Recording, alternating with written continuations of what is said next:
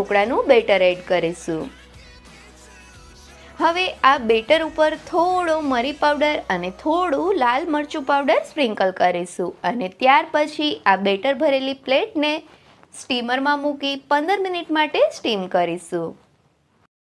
15 minute પછી સ્ટીમરનું ઢાંકણ ખોલીને જોઈએ તો જોઈ શકાય છે કે ઢોકળા મસ્ત ફૂલાઈ ગયા છે। તો હવે તેને ચેક કરી લઈએ કે તે પ્રોપર કૂક થયા છે કે નહીં। તો અહીં નાઇફ ક્લીન બહાર આવી છે, એનો મતલબ એવો છે કે ઢોકળા મસ્ત કૂક થઈ ગયા છે। તો હવે આ પ્લેટને સ્ટીમરમાંથી બહાર કાઢી લઈને નાઇફની મદદથી તેમાં આપણે જે સાઇઝના ઢોકળા કરવા હોય એ રીતે કટ લગાવી દઈશું।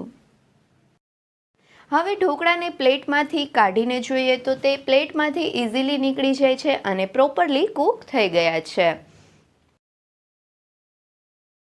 અને હવે આ ઢોકળાને હાથમાં લઈને જોઈએ તો જોઈ શકાય છે